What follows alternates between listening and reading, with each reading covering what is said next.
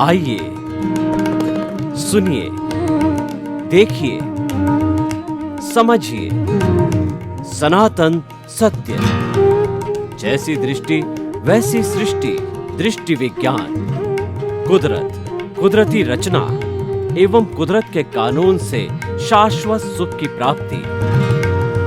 जोधपुर के परम पूज्य महात्मा उपासक प्रोफेसर डॉक्टर सोहन राज तातेड़ के निर्देशन में सनातन सत्य। जैसी दृष्टि वैसी सृष्टि, दृष्टि विज्ञान।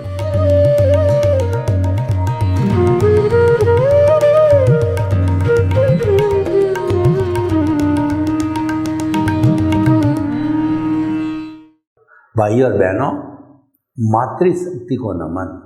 आज का हमारा अति उत्तम विषय अभ्यास किसका करें।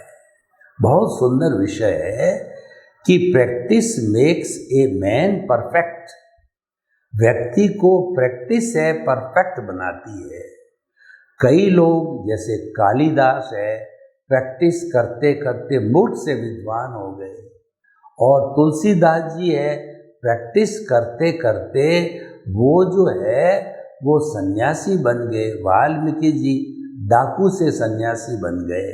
यानी करत करत अभ्यास के, और जड़मती होत सुजान, और रसरी आवत जान के, और सल पर पड़त निशान। बड़ी सुंदर कहावत है।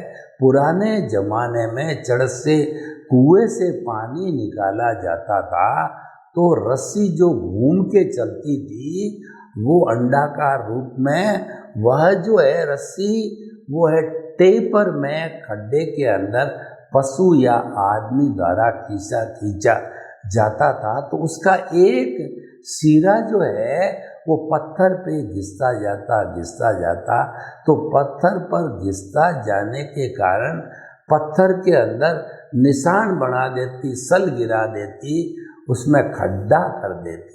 देखिए, पत्थर में खड्डा कर दिया मुलायम रस्सी ने, क्योंकि प्रैक्टिस होती रही। तो जीवन में प्रैक्टिस से ही काम होता है। ऐसा कहा जाता है कि हर महान पुरुष वह जो है बच्चे के रूप में जन्म लेता है, महान पुरुष के रूप में कोई जन्म नहीं लेता।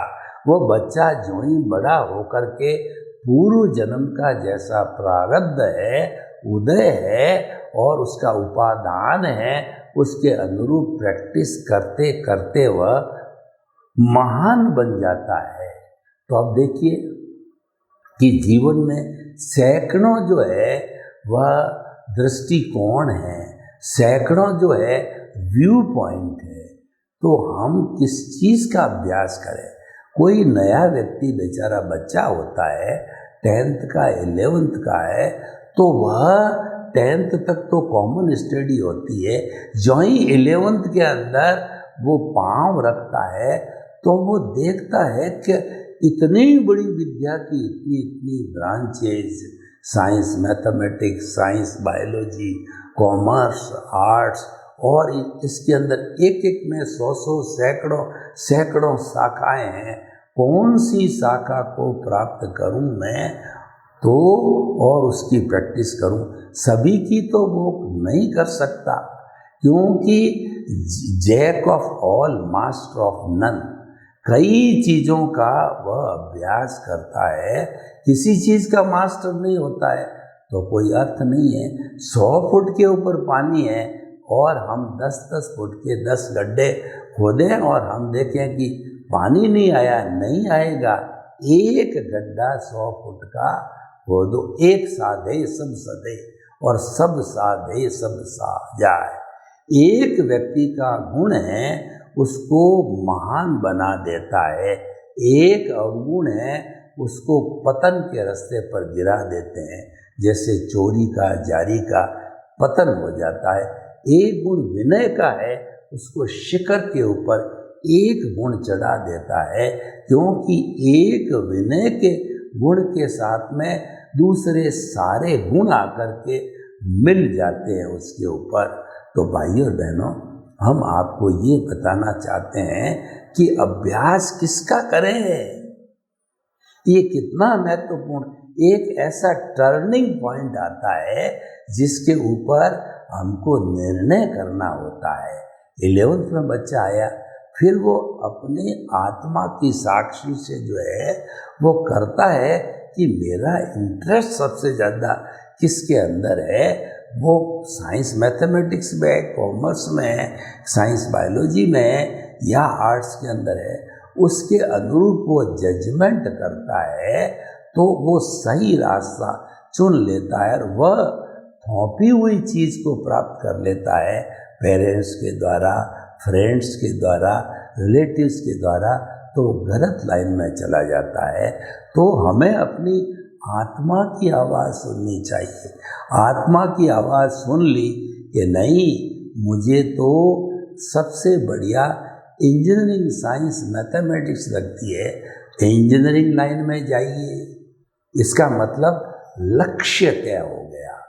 उसी तरह से गृहस्थ जीवन में रहना है तो शादी होती है गृहस्थ जीवन की, और संन्यास में जाना है तो शादी नहीं करनी पड़ती है। बच्चा 15-16 साल का होता है तब वो शादी का त्याग कर लेता है। इसका मतलब ये है कि अब उसको संन्यास लाइन में जाना होता है और 25 साल के आसपास शादी कर लेता है अच्छी लड़की से। इसका मतलब उसको गृहस्थ आश्रम में रहना है। तो ये सारी चीज़ें टर्निंग पॉइंट्स हैं। इस पर डिसीजन बहुत अच्छा और सदा हुआ होना चाहिए, फिर प्रैक्टिस होनी चाहिए। तो हमारी प्रैक्टिस जो है लक्ष्य के बाद प्रैक्टिस होती है। तो हमने लक्ष्य बनाया इंजीनियर बनने का, उसके बाद आप कोचिंग कीजिए और अच्छी अच्छी टीचर्स के पास पढ़िए, उसको फिर आप आईआईटी की तैयारी करोगे तो आप देखोगे कि जेई मेंस में और जेई एडवांस में आपको राष्ट्रीय स्तर की रैंक अंडर 100 आ गई, यानी आप बादशाह बन गए। आपको पूरे हिंदुस्तान की सभी बढ़िया से बढ़िया 20-25 जो भी आईआईटी है, मन मुताबिक प्लेस, मन मुताबिक ब्रांच मिल जाती है, क्योंकि आपकी मेरिट है बहुत ऊपर है। ये किससे हुआ? सबसे पहला लक्ष्य निर्धारित से, फिर बाद में प्रैक्टिस करते करते ये हुआ। तो भाइयों बहनों, ये तो हो गया हमारा व्यवहार जगत का अभ्यास। तो जैसे गृहिणी है, शादी कर ली और वो सोचती है, लक्ष्य बनाया कि मुझे तो अच्छी गृहिणी मिलनी है, अपने बाल बच्चों का अच्छी तरह से पालन पोषण करना है, घर को अच्छा बनाना है, अच्छा संस्कार देना है, और मेरे सास ससुर की सेवा करनी है, माता पिता की सेवा करनी है, पति के साथ कंधा से कंधा मिलाकर चलना है। तो वह जो है वैसी प्रैक्टिस करती रहेगी और वैसी प्रैक्टिस से वो पारंगत हो जाएगी। तो अभ्यास किसका करें? मैं सबसे पहले लक्ष्य बनाना चाहिए, क्योंकि दुनिया में सैकड़ों हजारों लाखों चीज़ है, तो उसके लक्ष्य के बिना क्या होगा। लक्ष्य की बात करें तो अर्जुन की घटना याद आती है कि द्रौपदी का स्वयंवर रचा गया, तो ऊंचाई के ऊपर जो है एक मछली को बांध दिया गया और वह घूमती रही, और नीचे जो है एक छोटा पात्र रख दिया गया जिसमें मछली के घूमने का पूरा नजर आती थी। कंडीशन ये थी कि पात्र में देखना है और तीर विरोधी दिशा में रहना चाहिए, और घूमती हुई मछली का जो आँख है उसका वेदन करना। तो बहुत से युवक आए, जो है युवराज आए, राजकुमार आए, पूछा गया, किसी ने तो ये कहा कि मुझे पानी का पात्र दिख रहा है, किसी ने कहा कि मेरे को घूमती हुई मछली दिख रही है, और किसी ने कहा कि मछली की परछाई दिख रही है। जब अर्जुन को पूछा गया, जो अर्जुन गांडीवधारी जो है विश्व का सबसे महान धनुर्धर था, उसको पूछा गया, मुझे तो केवल उस मछली की वह आँख दिख रही है जिसको कि मुझे भेदना है, और वास्तव में उसने निशाना ताना और उसको भेद दिया।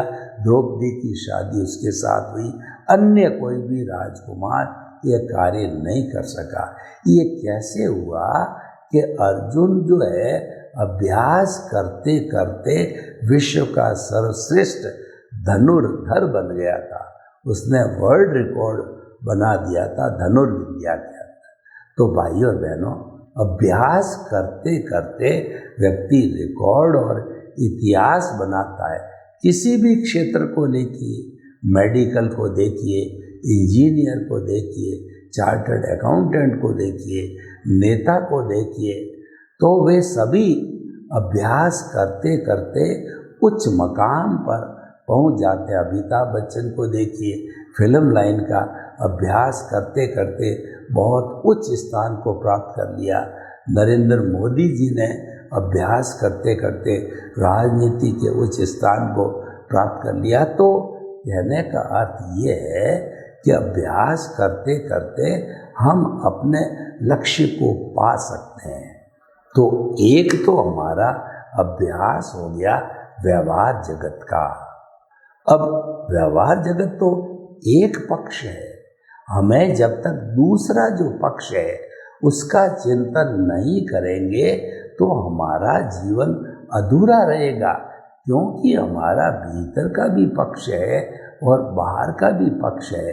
बाहर का जो पक्ष है वो तो हमारा हिसाब भुगतान और जो है हमारा उदय प्रारब्ध है, और वो ऑटो मोड से होने वाला है, स्वचालित है। लेकिन वो हमारा रिलेटिव पुरुषार्थ है।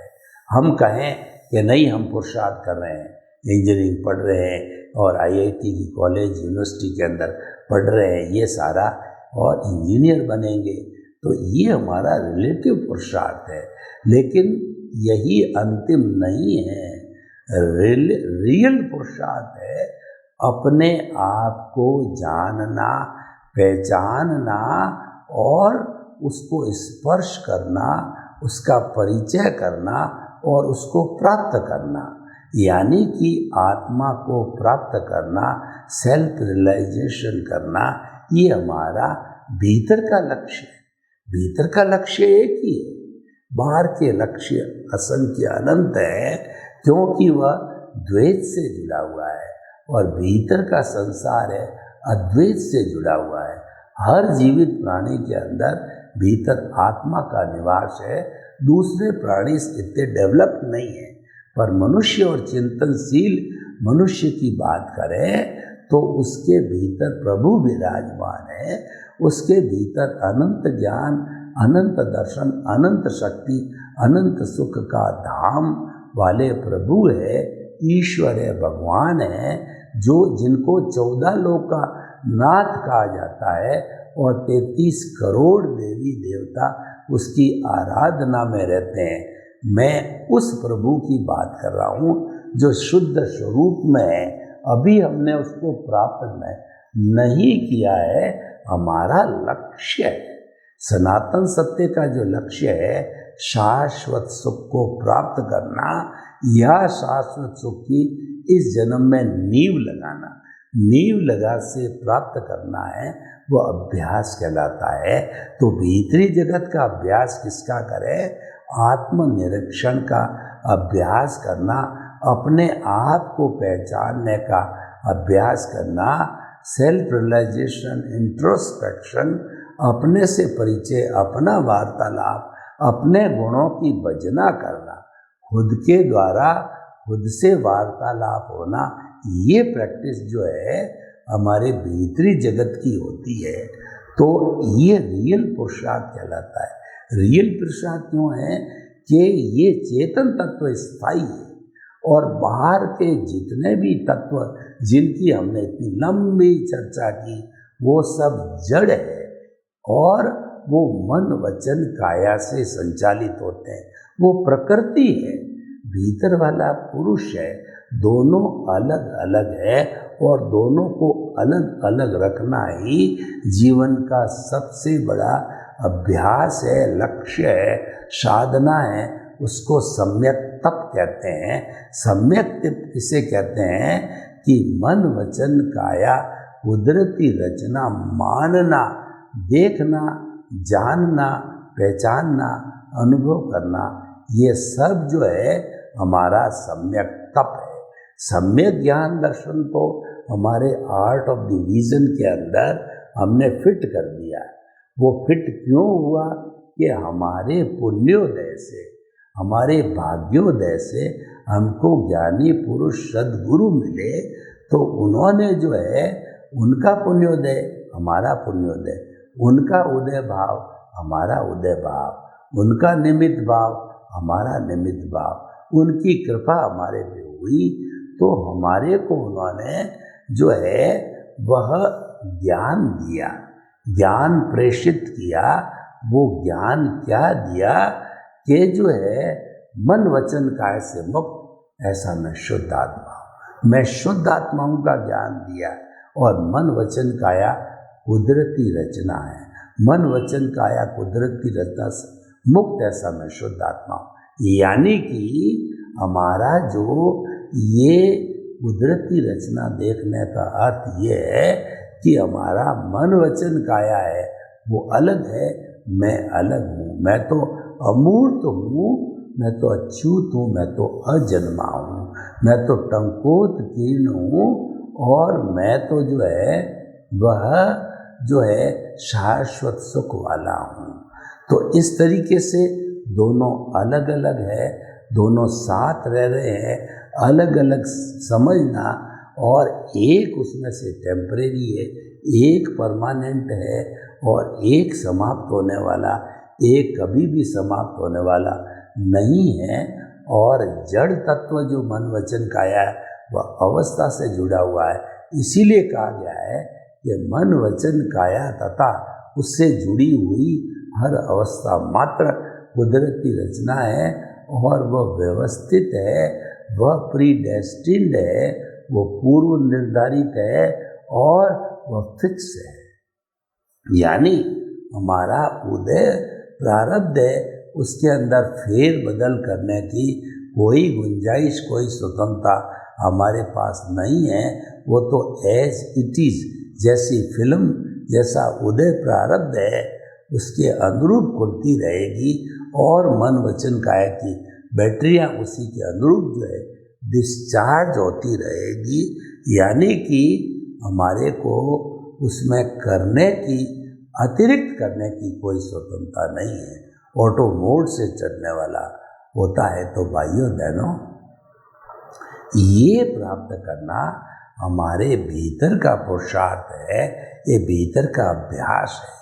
यानी कि जो है मन वचन काया को कुदरती रचना मानना, इसका अभ्यास करना, ये रियल पुरुषार्थ, रियल अभ्यास है, और ये हमको शाश्वत सुख की ओर ले जाएगा। क्योंकि बाकी के जो मन वचन काया से जुड़े हुए अव्वल तो सुख है ही नहीं, वो हमारी कल्पना ही है, लेकिन टेम्परेरी मान लिया ये सुख है।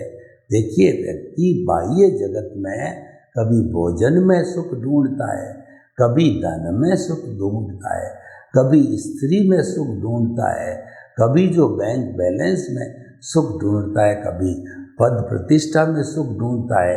लेकिन ये मेरी कल्पना है। सुख और जो दुख है, जो है सुख है, बाहर है ही नहीं। सुख तो भीतर का विषय है।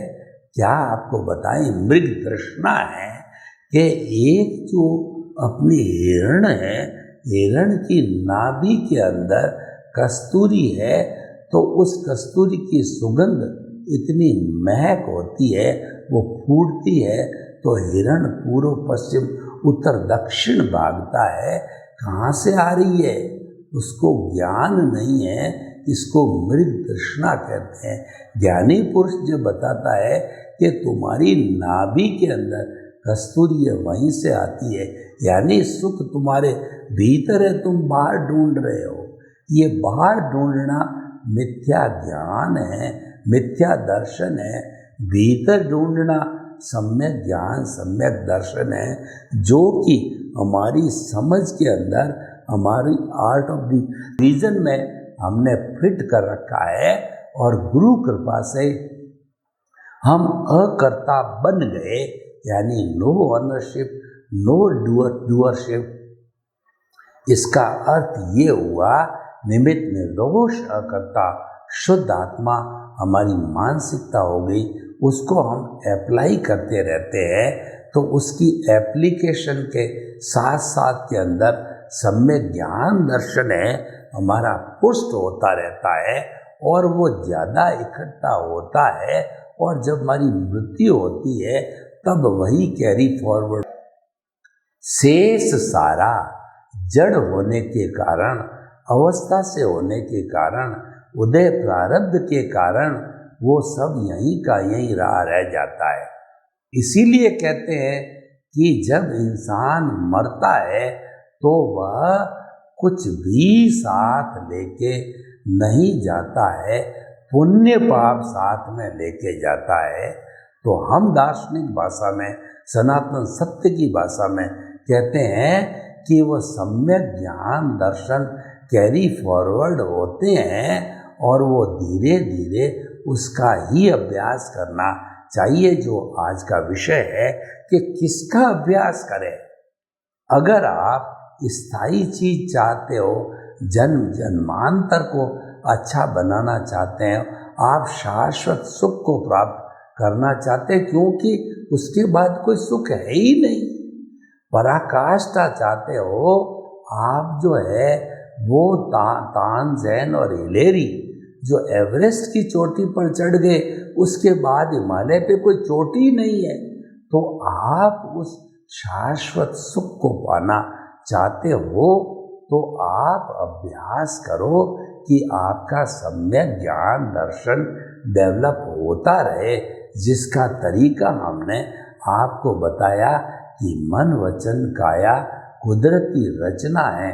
देखते रहो, जानते रहो, समझते रहो, करते रहो, तो धीरे धीरे जो है ये हमारा सम्यक ज्ञान दर्शन पुष्ट होता रहेगा, बढ़ता रहेगा।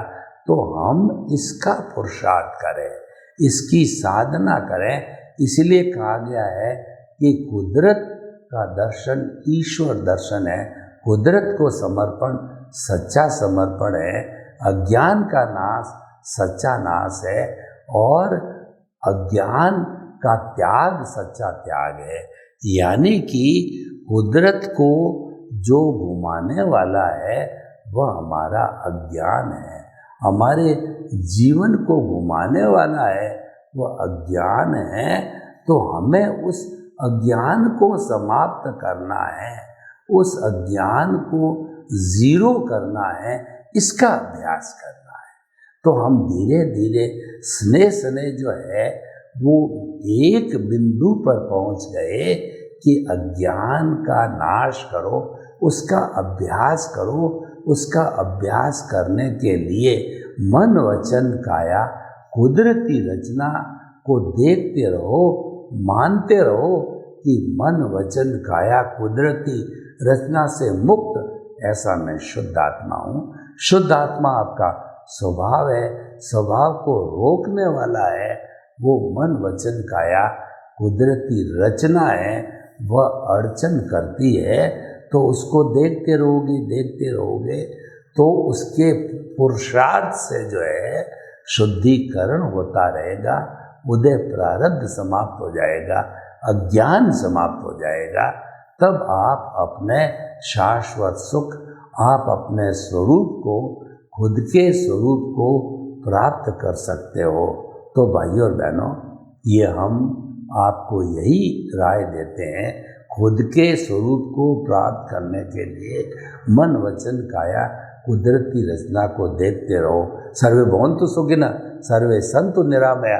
लोक के सब जीवों को सुख मिले, शांति मिले, आनंद मिले, प्रेम मिले, सौहार्द मिले, और सभी अपने अपने कुदरती रचना को देखते देखते शाश्वत सुख को प्राप्त हो।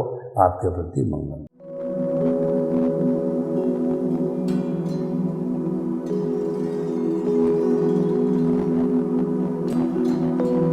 एक ऐसा अंतर्राष्ट्रीय ख्याति प्राप्त मानव जो गुरु प्रेरणा से पिछले 20 वर्षों से वानप्रस्थ जीवन जीते हुए 24 घंटे मानवता की सेवा में संलग्न है।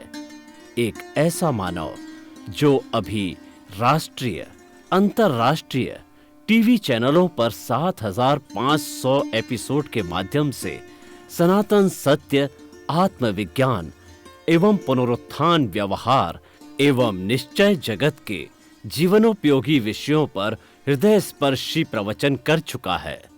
उस मानव का नाम है महात्मा उपासक प्रोफेसर डॉक्टर सोहन राज तातेड़।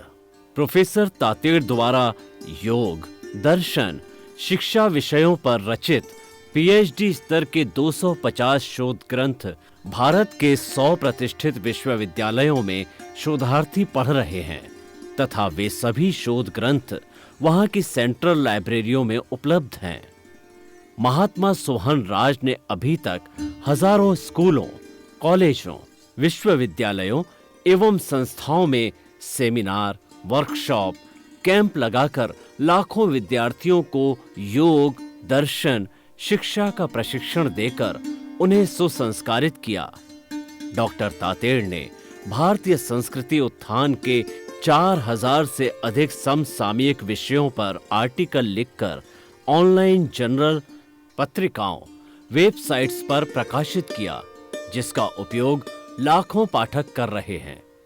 उपासक तातेड़ के 5000 से अधिक आज का सुविचार, आज का शुभ संदेश, आज का मंगल भावना योग आदि चिंतन websites, Twitter, blogger, Facebook, YouTube माध्यमों से लाखों लोग अपना जीवन निर्माण कर रहे हैं। मानवता के मसीहा ऐसे महामानव महात्मा सोहन राज तातेड़ के प्रोफाइल को अभी तक विश्व के 20 लाख दर्शक यूट्यूब पर, 12 लाख गूगल पर एवं लाखों दर्शक फेसबुक, ब्लॉगर, ट्विटर और इंस्टाग्राम पर देख चुके हैं।